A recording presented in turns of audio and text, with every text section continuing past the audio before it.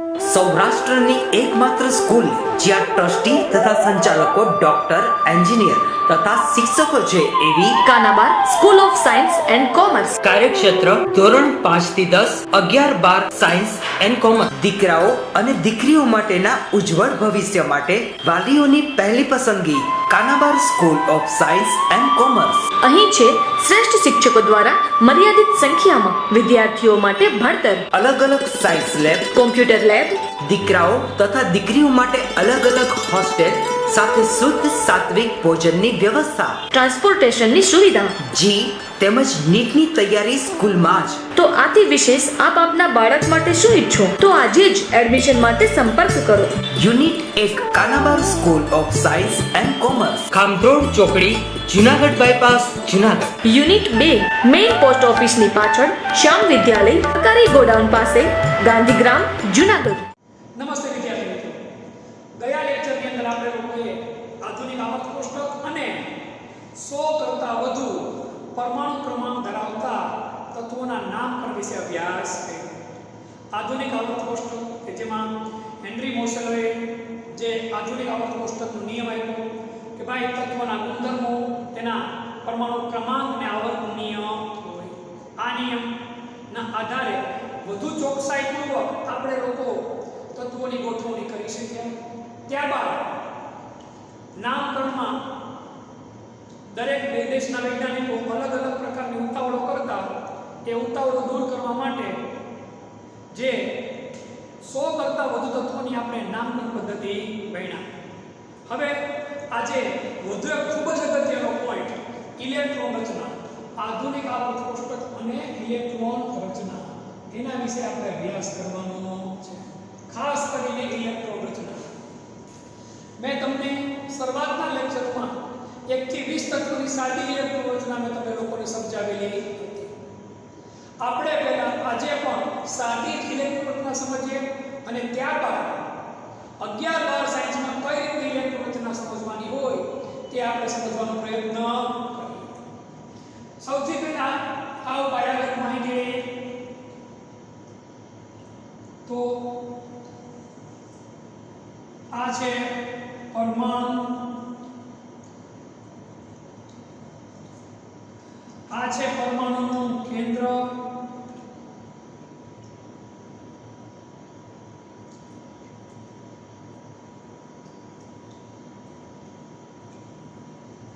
પરમાણુના કેન્દ્રમાં મુખ્ય બે કણો, કયા બે કણો? પ્રોટોન અને ન્યુટ્રોન.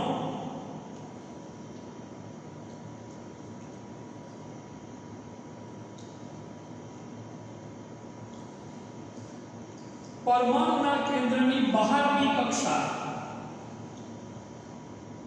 એમાં શું આવેલા હોય તો કે ઇલેક્ટ્રોન. શું આવેલા હોય? ઇલેક્ટ્રોન. તો આના ઉપરથી આપણે કક્ષાની વ્યાખ્યા છે ત્યારે ભણ્યા હતા છતાં પણ પછી રિપીટ કરીએ. પરમાણુના કેન્દ્રની ફરતે ઇલેક્ટ્રોન જે વર્તુળાકાર માર્ગમાં ગતિ કરે તેને શું કહેવામાં આવે તો કે કક્ષા. પરમાણુના કેન્દ્રની ફરતે ઇલેક્ટ્રોન જે માર્ગ પર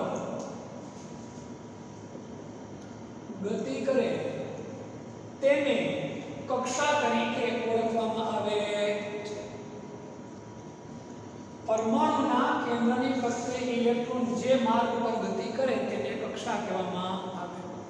હવે મેં તમને કીધું એક કક્ષા નથી. હવે જો ભૂતકાળમાં મેં તમને સમજાવ્યું ઇલેક્ટ્રોનની ગોઠવણીનો ક્રમ મેં તમને કીધો તો 2, 8, 8, 18, 18, 32, 32. પહેલી કક્ષામાં કેટલા ઇલેક્ટ્રોન સમાય તો કે 2.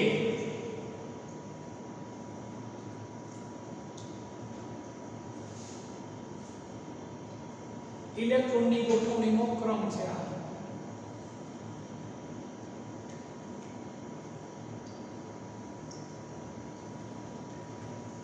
ઇલેક્ટ્રોનની ગોઠવણીનો ક્રમ પણ કયો કે તમે આવર્તને નહીં ગણી હતા. આવર્તની અંદર પહેલા આવર્તમાં કેટલા તત્વો સમાય તો કે 2, બીજામાં 8, ત્રીજામાં 8, ચોથા વર્ગમાં 18, પાંચમા વર્ગમાં 18, છઠ્ઠામાં 32, સાતમું પણ 32. અપૂર્ણ નથી ગયો, પૂર્ણ થઈ ગયો. ત્યારે આવર્ત કોષ્ટકે બનાવી નાખીએ આપણે સાચો સાથ અહીંયા.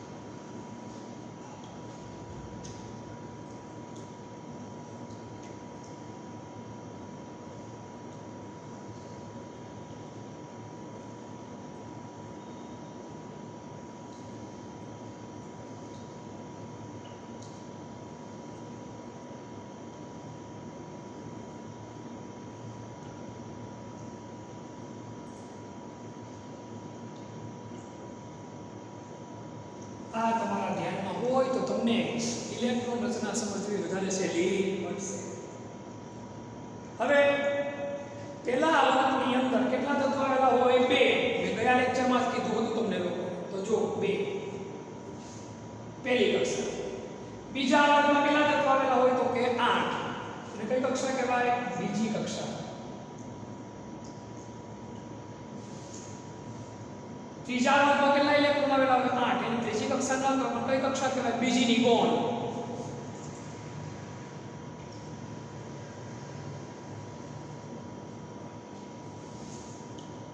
ચોથા આવર્તમાં કેટલા તત્વો આવેલા હોય? 18. એને કઈ કક્ષા કહેવાય? ત્રીજી કક્ષા. પછી પાછા 18, ત્રીજીની ગૌણ કક્ષા. તમને એમ થાય છઠ્ઠા વર્ગમાં તો પણ 18 તત્વો છે. વાત સાચી. છઠ્ઠા અને સાતમા વર્ગમાં 18 છે, પણ બાકીના તત્વો અહીંયા નીચે મૂકેલા છે. 14 તત્વો. બંનેના કેટલા તત્વો? તો કે 14 તત્વો. જો એ તત્વોને અહીંયા મૂકો તો પરમાણુ તત્વો છે જે કોઈ પણ એના ગુણધર્મોમાં ચોકસાઈતા જળવાતી નથી. એટલે એ તત્વોને ઉપાડીને અલગ જ જગ્યા પર મૂકી દીધા. આ બે શ્રેણી કહેવાય. અને લેન્થેનોઇડ શ્રેણી કહેવાય અને ઓક્ટેનોઇડ શ્રેણી કહેવાય. આના વિશેનો પાઠય આપણને લોકોએ 12મા ધોરણમાં ભણવાનો થશે. એટલે અત્યારે વધુ ડિટેલમાં આપણે જવાની જરૂર નથી.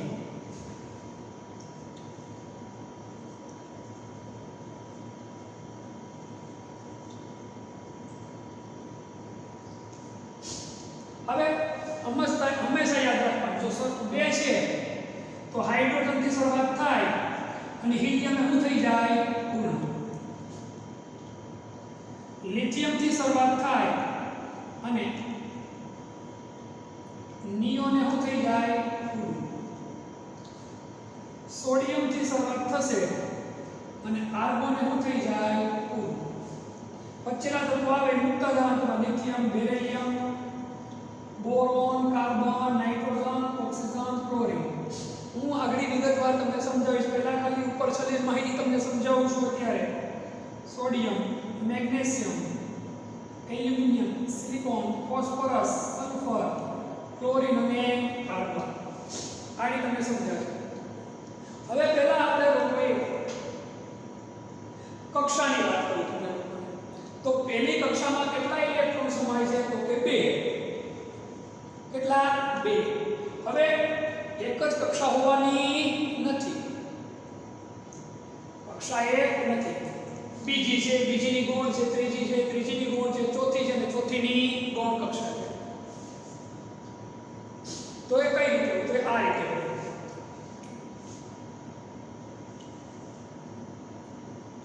આ થાય પહેલી કક્ષા, આ થાય બીજી,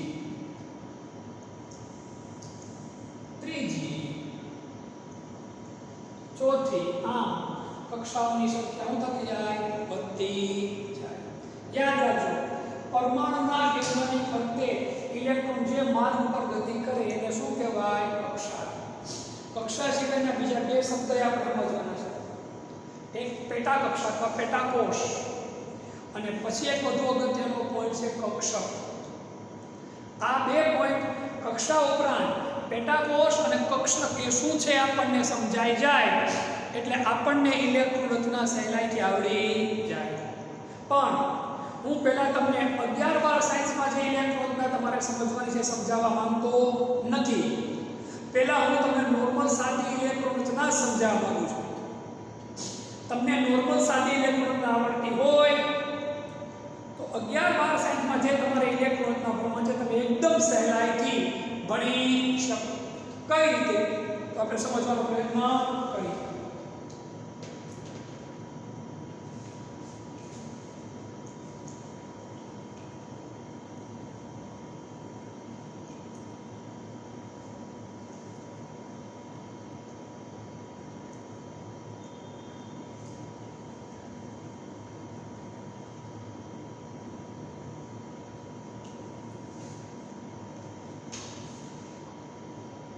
પોટેશિયમ, રુબિડિયમ, સીઝિયમ અને ફ્રેન્સિયમ. બ્લેક પેનથી જ આપણે લખીએ.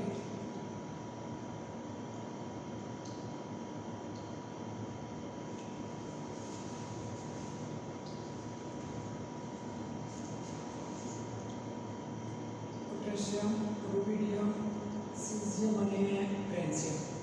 આ પેલો સમૂહ મેં શું કહેવો? કમ્પ્લીટ. તમારી બધા નામ તમારે કોઈ યાદ રાખવાની જરૂર નથી. હાલમાં 30 સુધી યાદ રાખવાના થશે. અત્યારે પહેલા આપણે 1 થી 20 કમ્પ્લીટ થઈ જાય. કાલે આપણે 30, 21, 30 તત્વ વિશે પણ જોઈ લેશું કાલના લેક્ચરમાં. હવે આપણે જૂની ઇલેક્ટ્રોન તો તમને સમજાવીએ જોઈએ. હાઇડ્રોજન પરમાણુ ક્રમાંક 1 ઇલેક્ટ્રોન શું થશે? હિલિયમ પરમાણુ ક્રમાંક 2 ઇલેક્ટ્રોન શું થઈ જાય? 2. પેલી કક્ષા શું થઈ ગઈ છે? કમ્પ્લીટ. લિથિયમ પરમાણુ ક્રમાંક 3 ઇલેક્ટ્રોનના 2 1. બેરિલિયમ પરમાણુ ક્રમાંક 4 ઇલેક્ટ્રોનના 2 2. બોરોન પરમાણુ ક્રમાંક 5 ઇલેક્ટ્રોનના કેટલી? 2 3. કાર્બન ઇલેક્ટ્રોનના કેટલી? 2 4.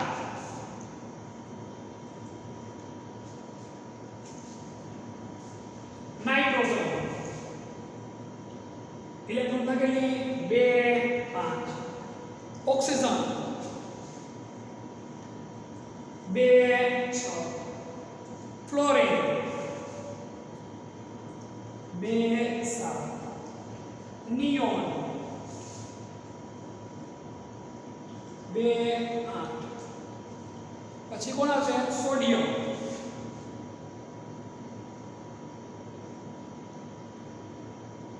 2 8 1. 2 9 આવશે નહીં. શું કામ નહીં? વધારે સમજાવ્યું હતું. બીજી કક્ષા 8 શું થઈ જાય?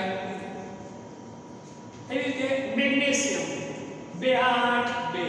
Aluminium 2 8 3. Silicon 2 8 4. Phosphorus 2 8 5. Sulphur 2 8 6. Chlorine 2 8 7. Argon 18 2 8 8. Krypton, xenon, radon. હવે ફરી એકવાર જો તમે અહીંથી શરૂઆત થાય કક્ષામાં. જો બે ને પહેલી શરૂઆત ક્યાં થાય તો કે H થી થાય. પૂર્ણ ક્યાં થઈ જાય તો કે બીજા. થઈ ગયું. બીજી કક્ષાની શરૂઆત ક્યાં થાય? અહીંથી જ થાય, લિથિયમ થી થાય. પૂર્ણ ક્યાં થાય? નિયોન. થઈ ગયું. ત્રીજી કક્ષાની શરૂઆત ક્યાં થઈ? આપણે બીજી નિકોલ કક્ષાની શરૂઆત ક્યાં થશે? સોડિયમ થી. ક્યાંથી? સોડિયમ થી. અને પૂર્ણ ક્યાં થશે તો કે આર્ગોન ઉપર. ક્યાં પૂર્ણ થશે? આર્ગોન ઉપર. ત્રીજીની ગૌણ કક્ષાની શરૂઆત ક્યાંથી થાય? સોરી બીજી. ત્રીજી કક્ષાની શરૂઆત ક્યાંથી થાય? તો કે ભાઈ પોટેશિયમ થી. ક્યાંથી થશે? પોટેશિયમ. જો કે 2 8 8 1 અને પૂર્ણ ક્યાં થશે? ક્રિપ્ટોન ઉપર. ક્યાં પૂર્ણ થશે? ક્રિપ્ટોન. કે આ 36 2 8 8 18 આ સમજો. ત્રીજી કક્ષાની શરૂઆત ક્યાંથી થાય છે? પોટેશિયમ થી. પૂરી ક્યાં થાય છે? ક્રિપ્ટોન ઉપર.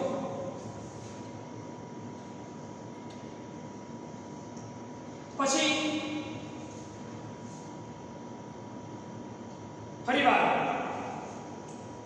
આ કઈ કક્ષા થાય? પહેલી કક્ષા. આ કઈ કક્ષા થાય? બીજી કક્ષા. આ કઈ થાય? બીજીની ગૌણ.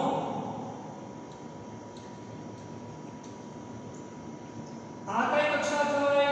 ત્રીજી કક્ષા. હવે હું તમને કહી જાઉં ત્રીજીની ગૌણ આરબી રૂબિડિયમ.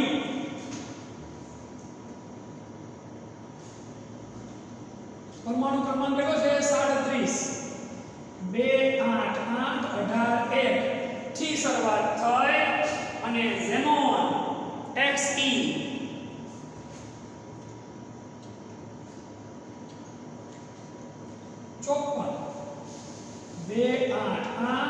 54 પૂર્ણ થાય. આ કઈ કક્ષા થઈ? ત્રીજીની ગૌણ.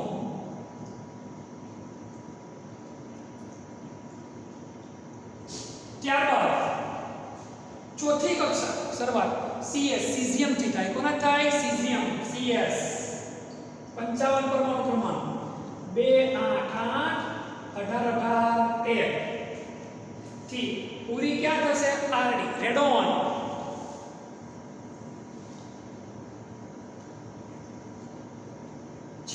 ક્યાં? 86 2 8 8 18 32. ચોથીની ગૌણની શરૂઆત ક્યાં થશે? ફ્રેન્સિયમ થી. ક્યાંથી? ફ્રેન્સિયમ FR 87 2 8 8 18 18 32 1. પછી 88 નું તત્વ હોય તો 32 2 મૂકવાના, 89 હોય તો 32 3, 90 હોય તો 32 4, 91 હોય તો 32 5, 92 હોય તો 32 6, 93 32 7, 94 32 8, 95 32 9, 96 32 10. એવી રીતે ચાલુ જ રહેવાનું, ચાલુ જ રહેવાનું. સીધું ક્યાં નંબરના તત્વ ઉપર વહી જવાનું? 118 ના નંબરના તત્વ ઉપર. ક્યાં વહી જવાનું આપણે? 118 ના નંબરનું તત્વ.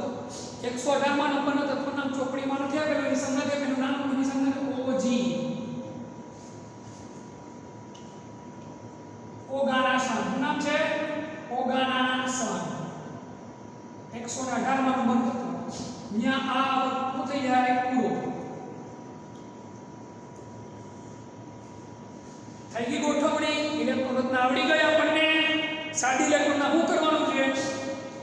હાઇડ્રોજન હોય તો 1, હિલિયમ હોય તો 2, લિથિયમ હોય તો 2 1, બેરિલિયમ હોય તો 2 2, બોરોન હોય તો 2 3, કાર્બન હોય તો 2 4, નાઇટ્રોજન હોય તો 2 5, ઓક્સિજન હોય તો 2 6, ફ્લોરિન 2 7, નિયોન 2 8, સોડિયમ 2 9 નહીં. કારણ આખે કામ કેવું થઈ જાય છે આપણું? પૂરું. 2 8 1, 2 8 2, 2 8 3, 2 8 4, 2 8 5, 2 8 6, 2 8 7, 2 8 8 આર્ગોને. 19 નંબર તત્વ પોટેશિયમ કે 2 8 8 1, કેલ્શિયમ 20 નંબર 2 8 8 2, સ્કેન્ડિયમ 21 નંબર 2 8 8 3. એવી રીતે ચાલુ રહેવાનું એક દર. કેટલા સુધી? ક્રિપ્ટોન 36 2 8 8 18. થઈ ગયું પૂરું કમ્પ્લીટ. પછી રૂબિડિયમ થી શરૂઆત ચાલુ થાય. 37 2 8 8 19 માં આવે. શું આવે? 18 અને પછી પાછળ કેટલા મૂકવાના? 1. પછી 2 8 8 18 2, 2 8 8 18 3, 2 8 8 18 4. આમ ચાલ્યું જવાનું. ક્યાં સુધી? ઝેનોન સુધી. 2 8 8 18 18 સુધી.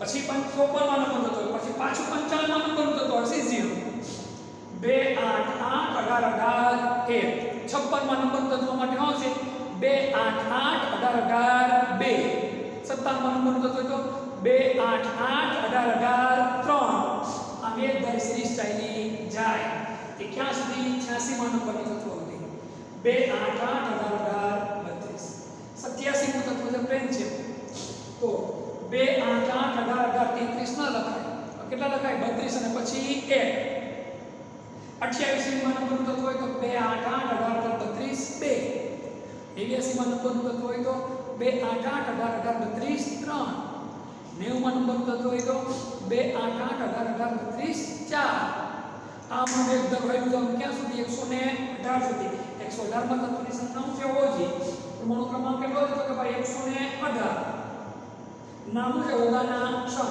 અત્યારે યાદ રાખવાની જરૂર નથી 2 8 8 18 32 આ થઈ આપણે કઈ ઇલેક્ટ્રોનના ભાઈ સાદી ઇલેક્ટ્રોન રચના મૂળભૂત ઇલેક્ટ્રોનના ભણવા પહેલા આપણને જો આ આવડતી હોય તો મૂળભૂત ઇલેક્ટ્રોન રચના ભણવી આપણા માટે એકદમ કેવી છે સહેલી એકદમ ઇલેક્ટ્રોન આપણા માટે કેવી છે તો કે પહેલા તમે સાદી ઇલેક્ટ્રોનને સરખી રીતે સમજી લ્યો જો સાદી ઇલેક્ટ્રોન તમને સમજાઈ જાય તો ગેરંટી આપું તમને પછીની અડધી કલાકની અંદર હું તમને લોકોને મૂળભૂત ઇલેક્ટ્રોનને સમજાવી શકું અને એક તત્વની જ નહીં 118 ની એમાં 8-10 અપવાદ પણ છે કે જ્યાં સેજ નોમિનલ ફેરફાર આવે એ પણ તમને તરત સમજાય જાય પણ એના પહેલા સાદી માહિતી આપણી પાસે હોવી જોઈએ આ પાયાગત માહિતી છે આ માહિતી આપણી પાસે જો કમ્પ્લીટ હોય તો આગળ ઇલેક્ટ્રોનના ભણવામાં જરાય વાંધો આવે નહીં એ સમજવું જરાય અઘરું મારી દ્રષ્ટિએ તમારા માટે નથી એટલે આ માહિતી પહેલા સમજી હોવી જોઈએ આપણે લેક્ચર પૂરો થાય જોવાઈ જાય ફ્રી થાય પછી 118 તત્વોની આમ સાદી ઇલેક્ટ્રોનના બનાવી નાખવાની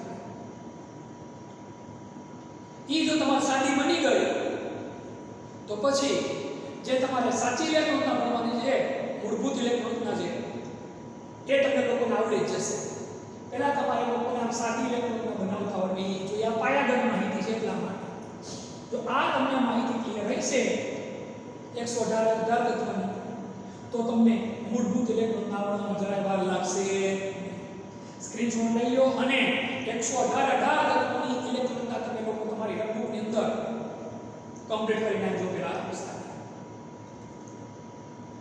સ્ક્રીનશોટ લઈ નાખો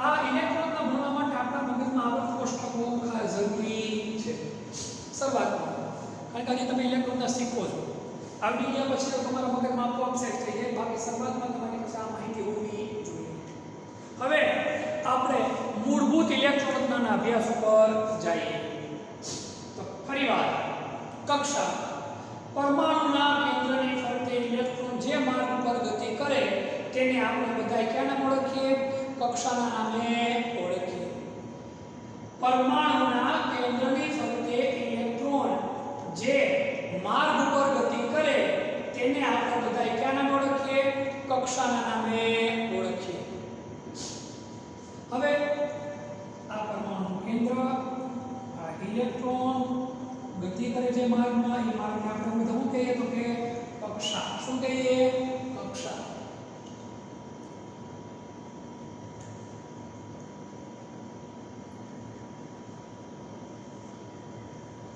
આ કક્ષા છે આ કક્ષા છે આ શું છે કક્ષા એને શું કહેવાય કક્ષા હવે ઇલેક્ટ્રોનનો ગતિનો માર્ગ એને શું કહેવાય તો કે કક્ષા હવે કક્ષામાં ઇલેક્ટ્રોન દરેક કક્ષામાં એક સરખી રીતે ઇલેક્ટ્રોન ગતિ કરતા નથી. એક સરખી સંખ્યામાં ઇલેક્ટ્રોન હોતા નથી. ભણે એની કક્ષામાં તો કેટલા ઇલેક્ટ્રોન હોય તો કે 2. બીજી કક્ષામાં કેટલા હોય તો કે 8. બીજીની ગુણમાં 8, ત્રીજીમાં 18, ત્રીજીની ગુણમાં 18, ચોથીમાં 32 અને ચોથીની ગુણમાં 32. હવે જેમ જેમ પરમાણુના કેન્દ્રથી અંતર વધે એમ કક્ષાની શક્તિમાં પણ શું થાય? વધારો. કક્ષા અથવા ને ઊર્જા સ્તર પણ કહેવાય. શું કહેવાય? ઊર્જા સ્તર તરીકે પણ ઓળખાય. એમ જેમ જેમ પરમાણુના કેન્દ્રથી દૂર જાય એમ એની શક્તિમાં શું થાય તો કે વધારો. શું થાય? વધારો. એક આ વસ્તુ કહેવાય. બીજું, ઇલેક્ટ્રોન એક સરખી રીતે વિતરણ પામીને ગતિ કરતા નથી. કક્ષાની અંદર પેટા કક્ષા જેને કોષ પણ કહેવાય. શું કહેવાય? કોષ. કક્ષાને આગળ અભ્યાસમાં કોષના નામે પણ ઓળખીએ. એની અંદર ઇલેક્ટ્રોન એક સરખી રીતે વહેંચણી કરી અને ગતિ કરતા નથી. એટલે એના પેટા કોષ આવેલા છે. શું આવેલા છે? પેટા કોષ. પેટા કોષ અથવા તો પેટા કક્ષા. કુલ પેટા કક્ષા કેટલી છે? 4. S P D F. અને તમે S કક્ષક કહી શકો, P કક્ષક કયો, D કક્ષક કયો અને શું કહેવાય? F કક્ષક તરીકે ઓળખો. શું કહેવાય? F કક્ષક તરીકે. નવો શબ્દ આવ્યો. કક્ષક એટલે શું? તો કક્ષાની અંદર ઇલેક્ટ્રોન ગતિ કરે, પણ જે જગ્યા પર ઇલેક્ટ્રોન મળી આવવાની સંભાવના વધારે છે એને શું કહેવાય? કક્ષક. શું કહેવાય? કક્ષક. કક્ષામાં જ્યાં ઇલેક્ટ્રોન મળી આવવાની સંભાવના રહેલી છે તેને શું કહેવાય? કક્ષક કહે છે. ઇલેક્ટ્રોન મળવાની સંભાવના શું હોય? વધુ હોય. શું છે? વધુ. અહીંયા ઇલેક્ટ્રોન મળે એવી શક્યતા છે. એને શું કહેવાય? કક્ષક. શું કહેવાય? કક્ષક. આ પોઈન્ટ્સ વિશે આપણે બીજા ચેપ્ટરમાં ઊંડાણપૂર્વક અભ્યાસ કરવાના છે. આના વિશે, ક્વોન્ટમ આંક વિશે કયા ચેપ્ટરનો અભ્યાસ કરશું આપણે? બીજા ચેપ્ટરમાં. અત્યારે તો માત્ર આપણે ફોકસ કોની ઉપર કરવાનો છે? ઇલેક્ટ્રોન રચના. પણ આ બધી હું પાયાગત નોર્મલ માહિતી છે એટલા માટે તમને આપું છું. બાકી આની વિગતવાર માહિતી તમને લોકોને હું કયા ચેપ્ટરમાં અભ્યાસ કરાવીશ? બીજા ચેપ્ટરમાં. સમજો ફરી વાર. કક્ષામાં જ્યાં ઇલેક્ટ્રોન મળી આવવાની સંભાવના વધુ રહેલી છે તેને શું છે કહેવાય? તો કે ભાઈ કક્ષક. શું છે કહેવાય? કક્ષક તરીકે ઓળખવામાં આવે છે. કુલ કેટલી કક્ષક છે? 4. S P D અને F. S P D અને F. હવે S કક્ષકનો આકાર ગોળાકાર. કેવો આકાર હોય? ગોળાકાર. આકાર કેવો હોય? ગોળાકાર. એની પેટા કક્ષક કેટલી છે? 1.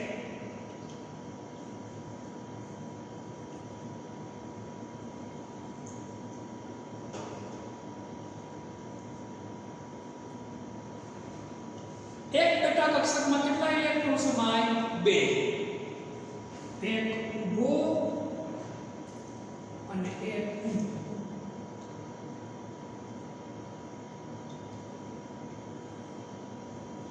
પેટા કક્ષકની સંખ્યા કેટલી? 1. સમાતા ઇલેક્ટ્રોન કેટલા?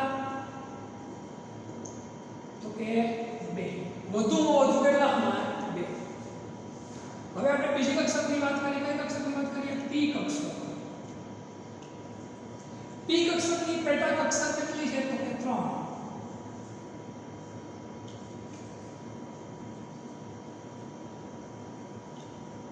પેટા કક્ષકની સંખ્યા કેટલી છે?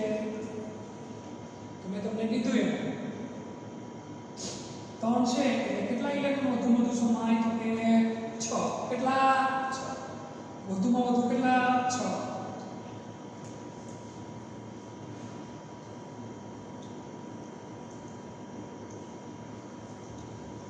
આ બધી માહિતી છે. આવું તમને આવડશે એટલે આ ભેગી રીતે તમને મોઢે આવડી જાય. પછી કઈ આવશે ડી કક્ષક. ડી કક્ષકની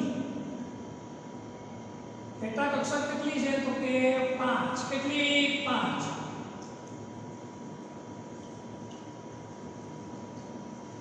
કેટલા ઇલેક્ટ્રોન છે 2 4 6 8 10. સમાતા ઇલેક્ટ્રોનની સંખ્યા કેટલી 10. કેટલી 10. એવી જ રીતે વાત કોની કરી આપણે લોકો તો કે ભાઈ એક કક્ષકની. કોની એક કક્ષક. એના પેટા કોષની સંખ્યા કેટલી છે તો કે 7.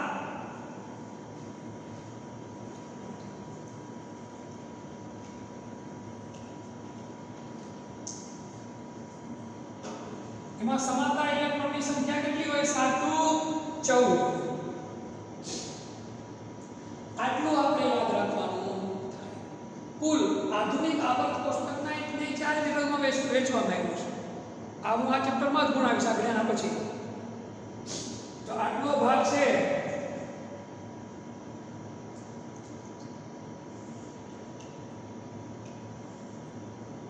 અને શું કહેવાય એસ વિભાગ. શું કહેવાય એસ વિભાગ. આટલા ભાગને કયો વિભાગ કહેવાય ડી વિભાગ. આ ભાગને કયો વિભાગ કહેવાય ઈ વિભાગ. અને આ ભાગને કયો વિભાગ કહેવાય એફ વિભાગ. તમે ખાલી એટલું જ અત્યારે યાદ રાખો. કક્ષામાં જ્યાં ઇલેક્ટ્રોન મળી આવવાની સંભાવના વધુ રહેલી છે તેને શું કહેવાય કક્ષક. શું કહેવાય કક્ષક. કક્ષામાં જ્યાં ઇલેક્ટ્રોન મળી આવવાની સંભાવના વધુ રહેલી છે તેને શું કહેવાય કક્ષક તરીકે ઓળખીએ છીએ. કક્ષક મુખ્યત્વે કેટલા પ્રકારની ભણવાની આવે છે આપણે અભ્યાસમાં 4 જ. પહેલી કઈ એસ કક્ષક. કઈ એસ કક્ષક. એની પેટા કક્ષકની સંખ્યા કેટલી તો કે 1. એક પેટા કક્ષકમાં વધુ કેટલા ઇલેક્ટ્રોન સમાય 2. એક ઊભો ને એટલે એસ કક્ષકમાં સમાતા ઇલેક્ટ્રોનની સંખ્યા કેટલી થશે તો કે 2. પછી કઈ કક્ષક આવે પી કક્ષક. પી કક્ષકની પેટા કક્ષકની સંખ્યા કેટલી છે તો કે 3. તો સમાતા ઇલેક્ટ્રોનની સંખ્યા કેટલી થઈ જાય તો કે 6. ડી કક્ષકની પેટા કક્ષક કેટલી છે તો કે ભાઈ 5. સમાતા ઇલેક્ટ્રોનની સંખ્યા કેટલી છે 10. એફ કક્ષક. એફ કક્ષકની પેટા કક્ષકની સંખ્યા કેટલી છે 7. સમાતા ઇલેક્ટ્રોનની સંખ્યા કેટલી છે 14. આટલી વસ્તુ આપણે ખબર હોવી જોઈએ. જો આટલી વસ્તુની આપણને ખબર હોય તો હું હવે તમને એક શક્તિ સ્તર સમજાવું છું. કક્ષક કોની શક્તિ એટલે ઊર્જા વધારે અને કોની ઊર્જા ઓછી. મેં તમને થોડી વાર પહેલા કીધું જેની ઊર્જા ઓછી એમાં ઇલેક્ટ્રોન પહેલા દાખલ થાય. એની રચના પહેલા ઇલેક્ટ્રોનના પહેલા કમ્પ્લીટ થાય પછી આગળ ઇલેક્ટ્રોન દાખલ વધારે. તો આટલી માહિતી તમારી પાસે હોય અને શક્તિ સ્તર જે તમને સમજાવો એ તમને આવડી જાય તો બધું કંઈ શીખવાની જરૂર પછી રહેશે નહીં. હાલના તબક્કે જોઈ લો સ્ક્રીનશોટ લઈ લો માહિતીનો એટલે પછી આમાં બધું આપણે આગળ વધીએ.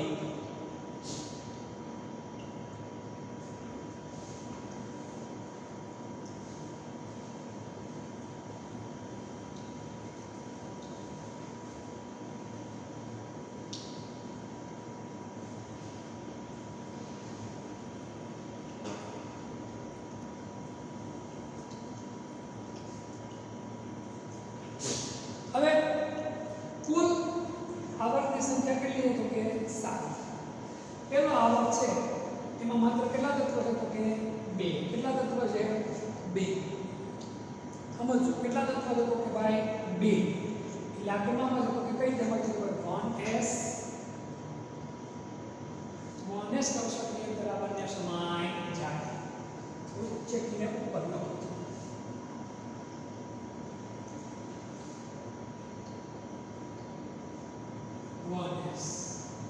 પછી વાત આવે કોની તો કે બીજા 2s અને 2p. જો 2 s ના 2 અને p ના 6.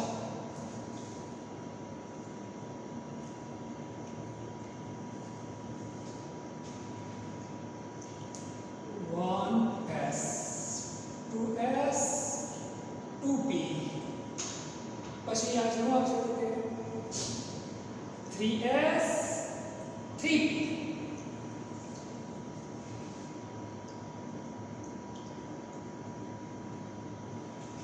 3s 3p s કક્ષકમાં 2 અને p કક્ષકમાં કેટલા 6 પછી હવે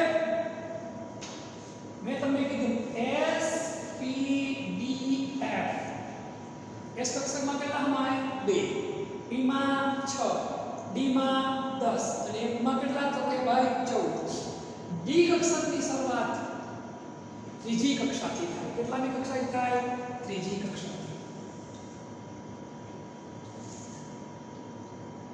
જો 18 ઇલેક્ટ્રોન ક્યારે સમય કમ્પ્લીટ થાય s p d હોય ત્યારે s માં 2 p માં 6 અને d માં 10 અત્યારે લખું છું ખાલી તમે સમજો 3 પછી 4s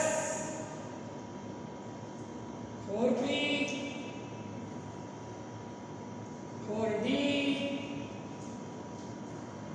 4f 5s 5p 5d 5f 6s 6p 6d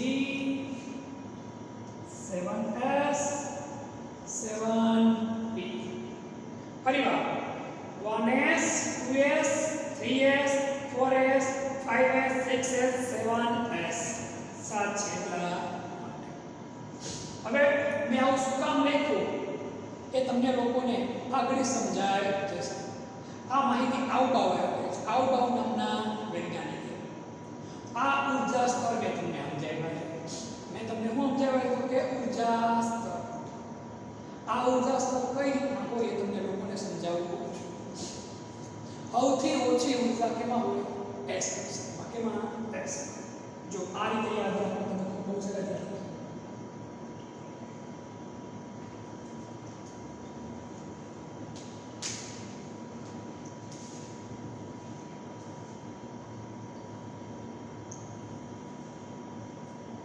One s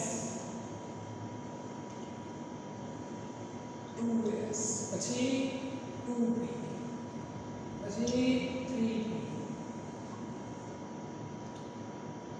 પછી 4s 3d 4p 5s 4d 5p 6s 4f 5d 6p 7s 5f 6p 7p આ ક્રમ છે જો આ ક્રમ તમને યાદ રહે આ રીતે તો કોઈ દિવસ ભૂલ પડે ઘણા વિદ્યાર્થીઓ આ રીતે ક્રમ યાદ રાખે અને હું આ રીતે લીધું તો ડાયરેક્ટ સીધો ક્રમ જ યાદ રાખું 1s પછી 2s આવે પછી 2p આવે પછી 3s આવે પછી 3p આવે પછી 4s આવે પછી 3d આવે પછી 4p આવે હું એ રીતે ક્રમ યાદ રાખું પેટા કક્ષકમાં ક્યાં ક્યાં કર્યો એટલે ટૂંક સમયે ઘણા વિદ્યાર્થીઓ આ રીતે પણ યાદ રાખતા તમને થોડું અટપટું લાગતું ખરેખર આ રીત વધારે સહેલી છે આમાં કશું નવું કરવાનું નથી હું ફરી એકવાર આ તમારી સામે બનાવું છું ચાર તમને વધુ સહેલાઈથી સમજાય છે એટલા માટે છે સ્કૂલો વધારે બનાવો એટલે તમને જરાય ભૂલ પડે અને માર્કર પેનનો એવી રીતે ઉપયોગ કરો તમને સમજાય ક્યાંથી એવો જાય છે ક્યાં એવો આવે છે ફરી પાછું વધુ એકવાર રિપીટ કરી તમને સમજાવું છું કક્ષકમાં ઇલેક્ટ્રોનની ગોઠવણીનો ક્રમ તો જો આમ યાદ રાખવાનું આપણે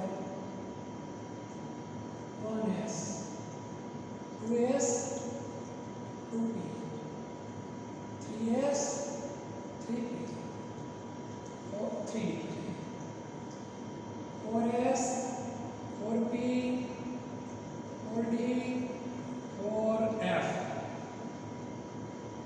5s 5p 5d 5f 6s 6p 6d 7s 7p કઈ રીતે હવે જોઈએ સૌથી પહેલું મેળવો કોની અંદર ઇલેક્ટ્રોન દાખલ થાય 1s માં કોની અંદર 1s પૂરું થાય એટલે આપણે આમ જ કરવાનું છે સીધો પછી કેમાં દાખલ થાય 2s માં એમાં 2s આપણે ડાબેથી જમણી બાજુ જઈએ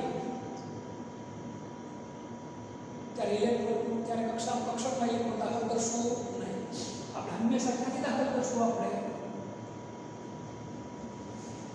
તો કે ભાઈ જમણેથી ડાબે બાજુ કઈ બાજુ જમણેથી ડાબે બાજુ એટલે ભૂલ પડે નહીં સમજો મારી વાત પેલો કેમાં 1s માં ઈ પૂરી થઈ ગઈ એટલે કેમાં દાખલ થાય 2s માં ઈ પૂરું થાય એટલે કેમાં દાખલ થશે 2p માં કેમાં 2p માં 2p પૂરું થાય એટલે કેમાં દાખલ થાય 3s માં કેમાં 3s માં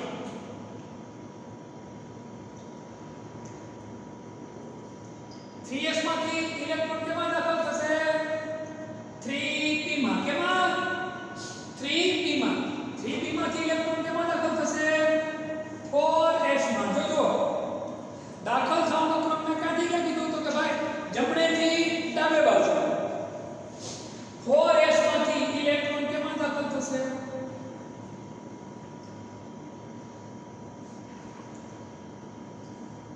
3d માં કેમાં 3d માંથી ઇલેક્ટ્રોન કેમાં દાખલ થશે 4p કેમાં 4p જો ક્રમ જ બને 4p માંથી કેમાં દાખલ થાય 5s કેમાં 5s 5s માંથી ઇલેક્ટ્રોન કેમાં દાખલ થશે 4d માં કેમાં 4d માં યાદ રાખજો કે આ ટક્કર કરું છું એનો અર્થ એ ખાલી મુજે રાઉન્ડ મારવા માટે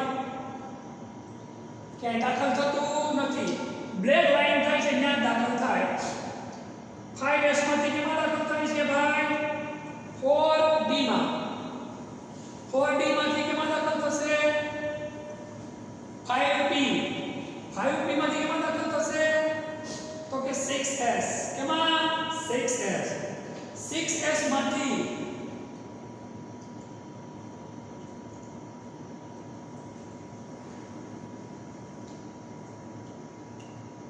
કેમાં દાખલ થશે 4f માં કેમાં 4f માં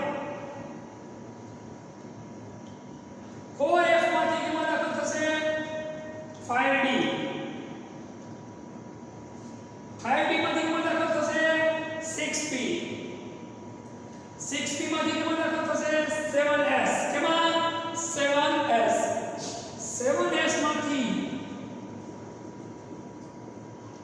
કેમાં દાખલ થાય 5f કેમાં 5f 5f માંથી પછી 6d 6d પછી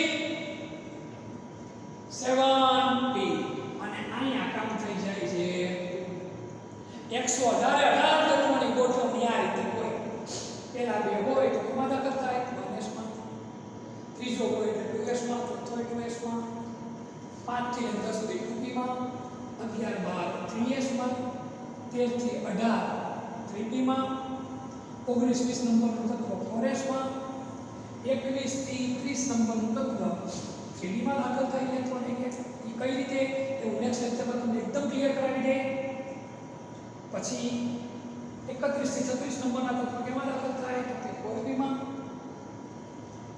37 નંબરનું તત્વ કેમાં દાખલ થાય 5s માં આમ ક્રમશઃ આખી સિરીઝ ચાલુ તમને જો આ સિરીઝ આવી જાય તો કોઈ દિવસ ભૂલ પડે નહીં છતાંય નેક્સ્ટ લેક્ચરમાં ફરી એકવાર આ ટોપિક સમજાવીશ અને ઇલેક્ટ્રોન તમને ક્લિયર કરાવી દઈશ કારણ કે એક કે બે લેક્ચર ભલે આમાં જોઈએ આપણે વધારે પણ એકવાર જો આ માહિતી આપણને આવડી જાય તો આગળ અભ્યાસમાં ઇલેક્ટ્રોન રચનામાં કોઈ દિવસ કશી